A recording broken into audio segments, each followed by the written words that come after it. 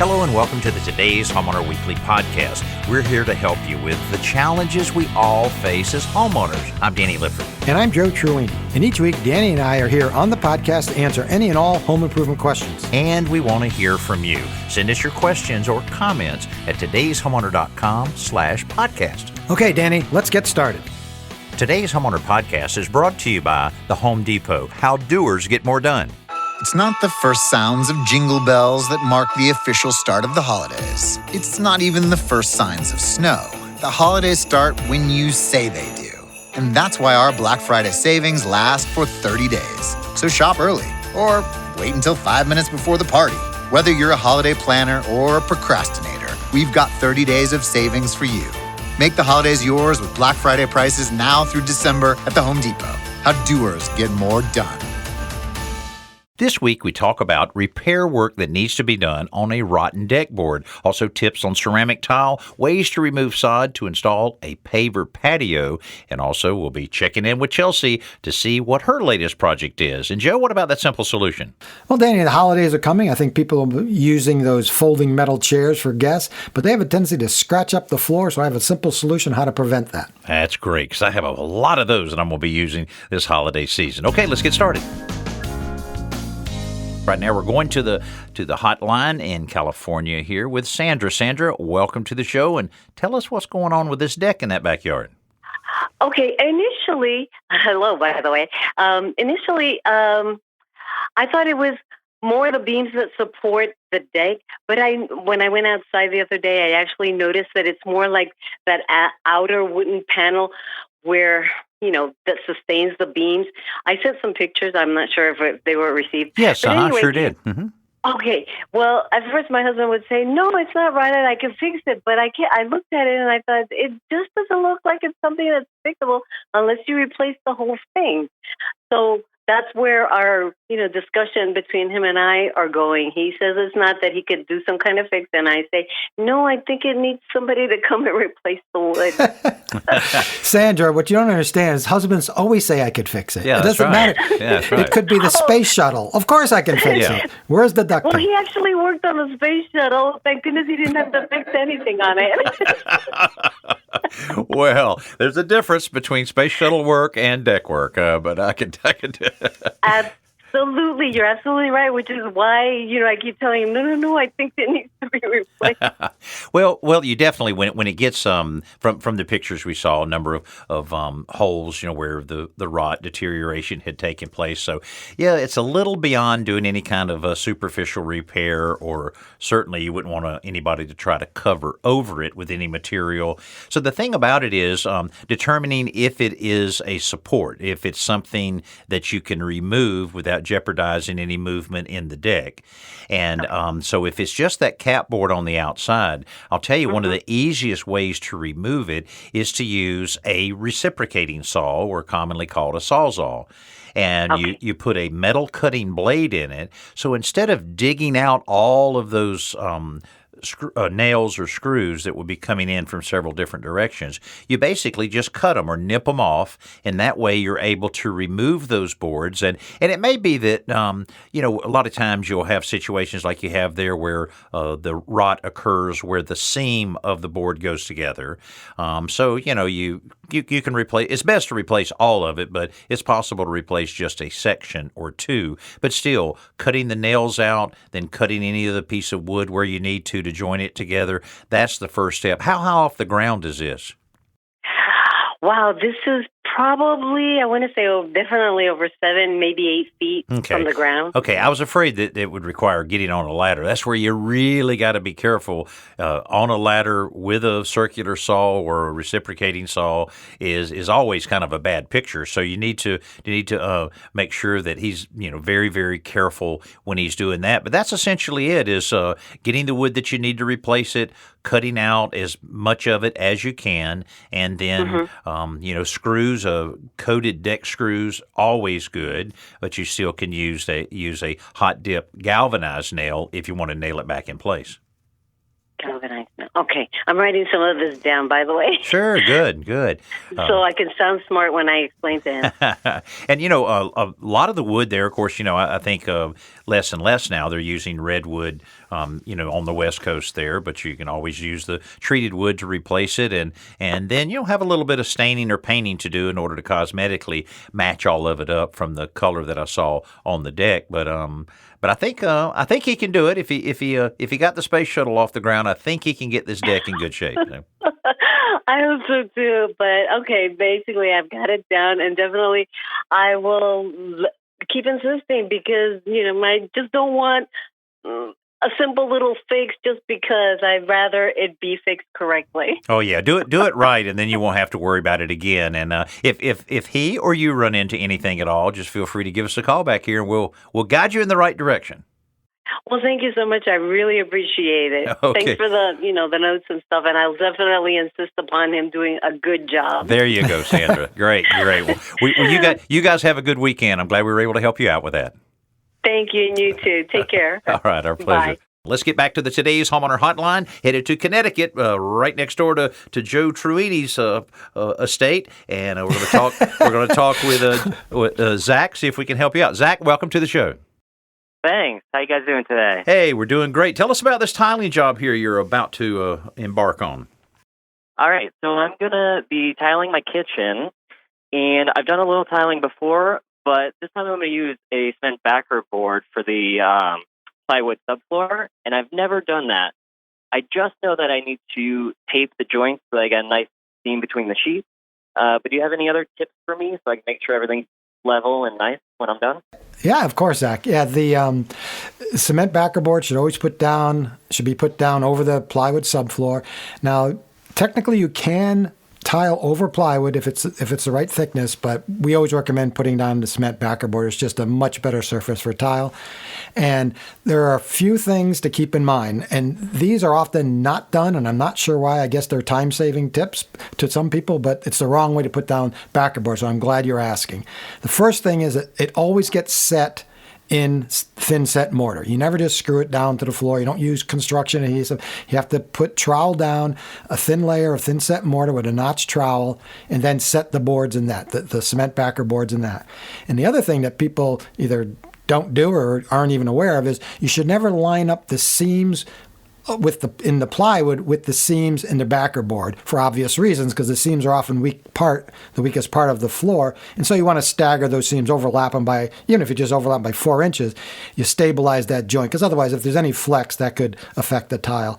The other thing is you want to, as you mentioned, once you put it down, by the way, and you put it down with, you could use decking screws, but they do make drywall screws, not drywall screws, but backer board screws that are about, I think they're 1¼ inches long, plenty long enough, and they do a great job of becoming perfectly flush with the surface, which is the other thing you want, right? You don't want these sticking up. And Zach, you want to follow the screwing pattern that's often marked right on the sheet. It's typically, I think it's 4 inches around the perimeter.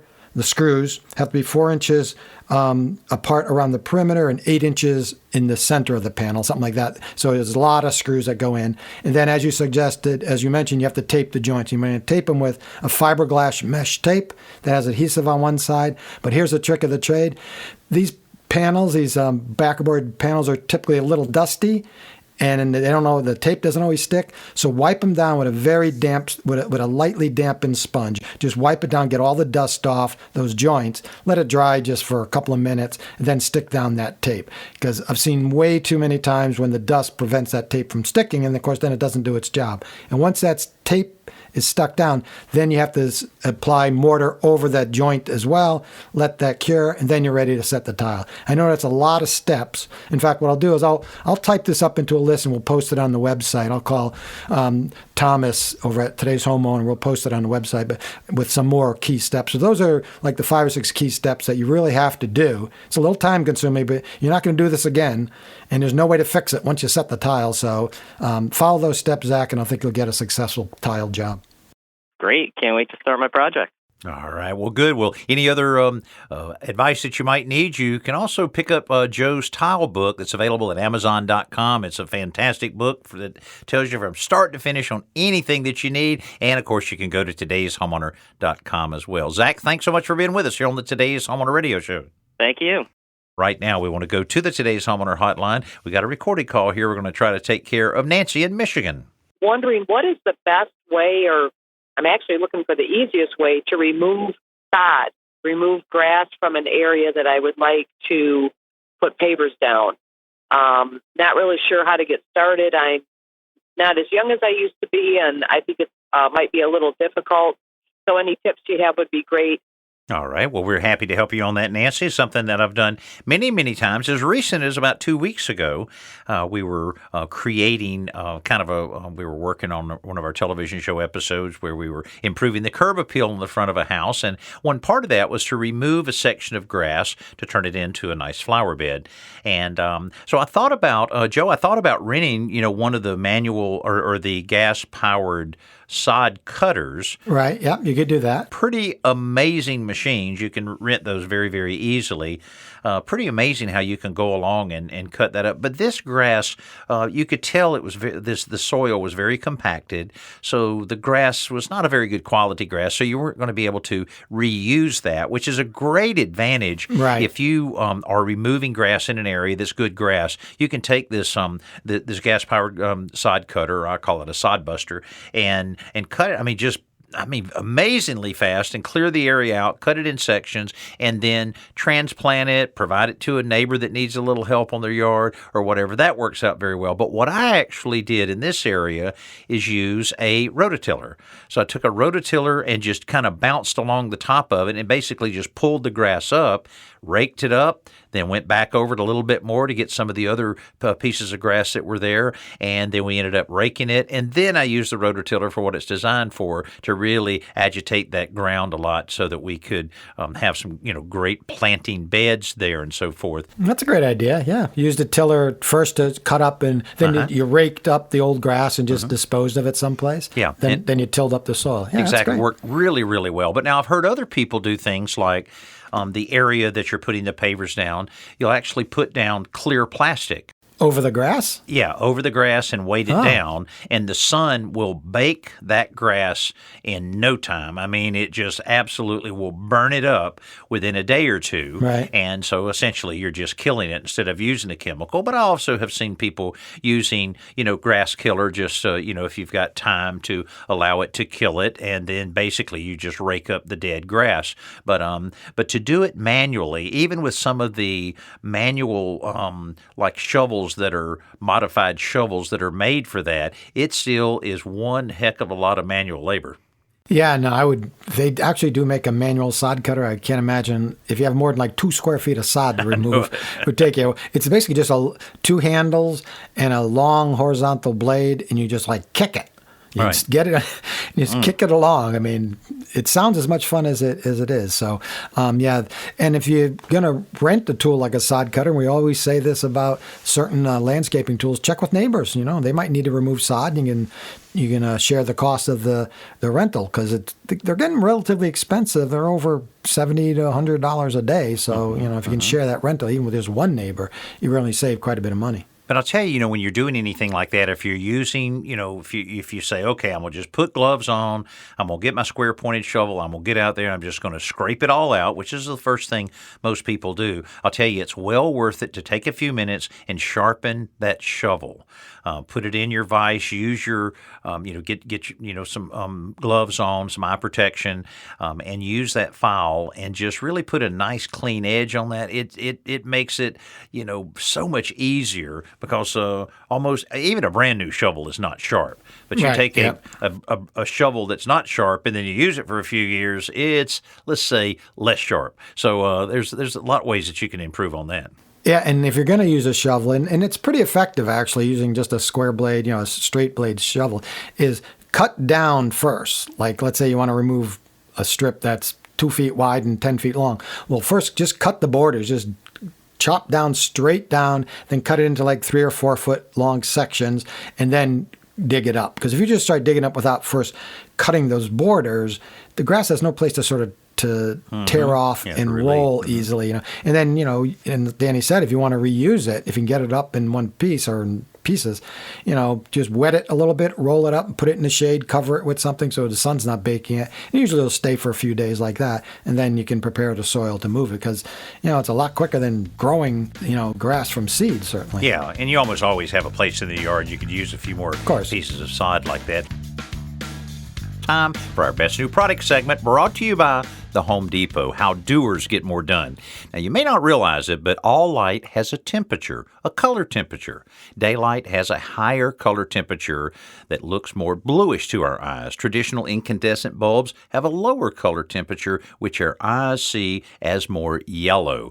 Now, some people like one better than the other, but almost no one likes them to be mixed. So EcoSmart developed this A19 dimmable LED light bulb with selectable color temperature. Each LED bulb is equipped with 3 color temperature settings: 2700K, which is soft white, 3000K, which is bright white, and 5000K, which is daylight, which are controlled by this switch on the bulb itself. Now, you only need one LED bulb for all the rooms in your home, and this ceiling fixture can match the lamp on the table. They only use 9 watts of energy to produce the same amount of light as a traditional 60-watt incandescent bulb, and each one lasts about 15,000 hours of use. So head on over to HomeDepot.com to get your living space looking and feeling great. More information there about LED bulbs, Joe. It seems like they're just keep raising the bar on it more and more, and to actually have a switch on the bulb itself, which sure, this is going to cost just a little bit more, but when you have the longevity of 15,000 hours, which pretty much says you're never going to have to replace it again, right? Yeah. Boy, it makes a lot of sense, and it's really those incandescent bulbs are on their way out. And speaking of nice current things that you should check out, is checkinginwithchelsea.com is available with all kinds of videos and great tips to help you around the house. And speaking of which, she's right here with us right now. Chelsea, welcome to the show. Hey, I'm glad to be here. So I understand, of course, you've always been one that loved a little pizzazz and a little accent wall. And a lot of people might not realize that you can actually buy panels, 4x8 panels that look like real red brick, but that's not good enough for you. Tell us what you did recently with those particular panels. Yeah, well, my latest video that's out now is about installing those brick panels. I'm not doing it in a house, though. I'm actually building my own set to be the background of all of my future videos, which is personally exciting for me. But I do break it down and show you how to do this project in your house. Like Dad said, 4x8 foot panels that are just sitting on the shelf at the home center waiting for you that look like red bricks, and you can attach it with adhesive. And then I whitewash the bricks so that it kind of has that weathered white brick look. Or let's use that word we like to use, German schmear. Schmear. Well, see, that's using like a mortar mix. This is just watered down paint. I just wanted to say the word. It didn't matter. Yeah, okay. Next time, let's talk about bagels and schmear. There we go. The food reference whitewash again. it with cottage cheese. There you go. Or cream cheese Lots or of any texture. kind of cheese. Yeah. And they're like, what the panels are like a 1/4 inch thick or so? Yeah, they're not very thick. Yeah. They're pretty easy to handle just with one person. And then, like I said, you can just put some construction adhesive on the back and get some instant tacked on a drywall. You want to remove your baseboard first, though, because that's a tell that you didn't do it right if you don't remove your baseboard and put it back on top of the brick. And it just creates a really cool accent, kind of adds a little texture to a room. And if you just do it on one wall, you get a nice impact in a space. Yeah, I hope you've had a chance to check out checkinginwithchelsea.com. There's lots and lots of videos on it that range from some maybe a little crafty and some that get pretty downright serious on some of the things. I know one of the things you got a lot of response on is that wood ceiling that you did in your dining room. Oh, yeah. I still love walking into the dining room and seeing that ceiling. It's basically like a suspended ceiling. There's like a tracks underneath it that make it really easy to install. And then, again, you put the crown molding back on top of it, and it looks like it's always been there. Exactly. Hey, Chelsea, on the brick paneling, I know it's only a 1/4 inch thick, but are there like fake mortar joints where it's recessed a little bit that adds. It is. Exactly, wow, even though it's that thin. That's amazing. Yep. And then like the panel's end, there's like a half brick at the end of the panel. Right. On every other row, and then you match those up with the half bricks on the next panel, and then caulk that joint, and it looks seamless, especially after you paint it. And are these bricks running horizontally? So is the panel going horizontal, or is it like in the 4 foot high, or are the bricks not tall, like you put them up vertically, the sheets vertically? You put the sheets up vertically, but the bricks are running horizontally. Right. That's what I was wondering, whether the bricks, whether you did it horizontal, the panels were horizontal. Well, that's interesting. So you go up, so you could do a room with like the height from the floor to the ceiling. In most rooms, you could do it one sheet. Exactly. One sheet high. Yeah, exactly. Yeah. And then you can, however wide your wall is, you can do one wall. And then what I like about it too, Joe, is that you can just cut it with whatever saws you already have on hand that you use to cut wood with. And the sheets just butt together. There's no like overlap or anything. Exactly. We don't like to say that word in our house, but yes, they do butt together. Okay. It's because you have a little boy in the house. That's why you don't want to say butt. You mean booty? Booty. Well, a simple solution I had shared years ago is when people used to put up a lot of paneling, it's starting to make a little bit of a comeback, is whenever you're putting up paneling, the wood paneling used to have like a black line on the edges. So what you do is you'd spray paint a black stripe on the wall, because those panels have a tendency to shrink sometimes, and that little white stripe of the wall was typically white, would show.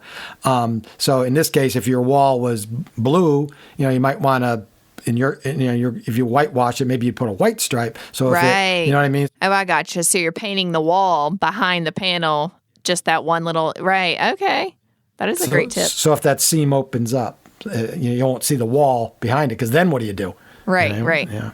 Can't have that. A lot of great tips, and really want you to check out that video at checkinginwithchelsea.com and see exactly how you can add that type of accent wall to your home. And while you're there, you're going to be there a while, because there's a lot to see, a lot of videos, and a lot of very manageable projects on there. Some of these videos have received over 1 million views on Facebook as well as YouTube. So check them out at checkinginwithchelsea.com. Thanks for being with us today.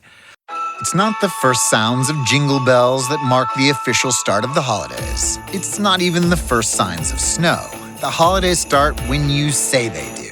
And that's why our Black Friday savings last for 30 days. So shop early, or wait until 5 minutes before the party.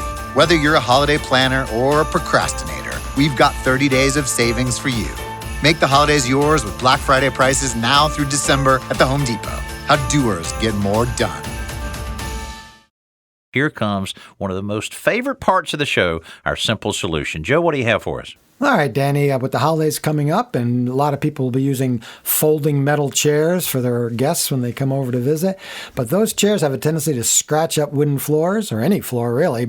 And here's the reason why. There's tubular steel legs with a plastic cap on the bottom of it. And over time, that metal leg, the end of it, just cuts through just from the weight of people sitting on it, just cuts through the rubber. There's really nothing to prevent it from happening, because it's a relatively sharp edge on the bottom of that tubular leg. So here's how you solve that problem. If you pull off that cap, first off, if the cap's been cut through, you have to replace it. And you can buy them at any hardware store or home center. But if you notice, the size of that leg is about the same size as a nickel.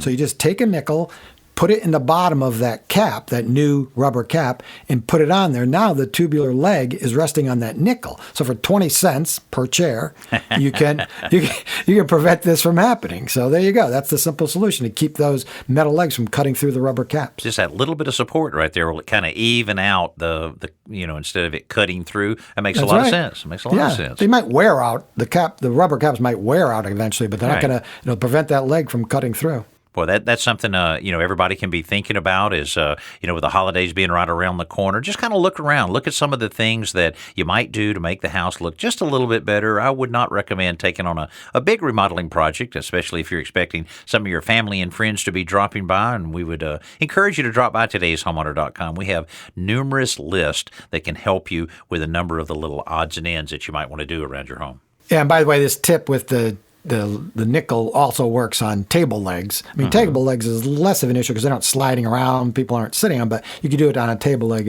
as well. And Danny, that is a big no-no. I don't know if we've talked about this in the past or not for a while. Don't ever start a project and say, I'm going to get this done. This has to be done by Christmas. I know. Because the next question is, what Christmas are you talking about? Right, Because there's no way you're going to get done. Because, I mean, you have all these, you might have people coming in, or you're planning on decorating, and if it's not done, then what? And when people talk about dust and sawhorses all over the place, being in the remodeling business all these years, when people talk about getting finished, can you finish by Christmas? They really don't mean December 25th. They mean like December 10th. Right. Get out of my house. I have things happening here. So you need to be, so take it easy. Don't put that extra stress on yourself when you can really enjoy the holidays with your family and friends. Now it's time for our podcast question of the week. This comes from Danny in North Carolina. I cleaned my treated pine deck with Clorox. Now it's unnaturally white and fuzzy. What can I do to fix this? Joe, it's white. It's unnaturally white and fuzzy. Right. I see the pictures here, too, that Danny from North Carolina sent in. A lot of times when you have some cloudiness like that, it's because you've trapped moisture under a finish. Right. But I'm not really sure. What do you think happened there? Yeah, I think the Clorox bleach, which he probably should not have used, but it must have leached something out, and it's created what exactly I described it exactly as white fuzz. So I think he has to, but it shouldn't be anything that you can't just brush off, scrape off, and worst case scenario, maybe sand off very lightly. But then he'd have to neutralize the surface, I think, before he put on any kind of finish, which he should, even if it's a clear wood preservative. So I would remove it by, like I said, if you had to, you could sand either by hand or with a orbital sander of some sort. Neutralize the surface with warm soapy water and a scrub brush, or you use a pressure washer, I guess. Let it dry thoroughly, very important, and then apply whatever finish he wants. But I wouldn't use pure Clorox bleach. You could use a deck brightener that might have some bleach in it, but I don't think I would have used the bleach, which is probably what caused the problem. And that's what I would question, whether or not it truly was just pure bleach versus it being watered down. You should always water down bleach. And also look for alternatives, because there's a lot of other ways to get things clean that's a lot safer than using a chlorine bleach, like the oxygen bleach and a number of the other things. And you mentioned the deck brightener. I always like to mention that because that's just something a lot of people are not aware of. They automatically grab the pressure washer to clean their deck each and every year, when a lot of times you can use the deck brightener, which you can buy at any home center, and it's a lot more of a thorough way of cleaning and a lot more passive way of cleaning, because you always risk damaging the surface of a wood deck, but you won't do that with the deck brightener. So that's another way that you might be able to get that deck looking nice and clean. And we appreciate this email coming in from Danny in North Carolina. You can send us one right now by going to todayshomeowner.com/podcast. And as always, thank you so much for those wonderful reviews we get each and every week. I'm Danny Lifford, along with my buddy Joe Truini. Thanks for listening to this Today's Homeowner Podcast.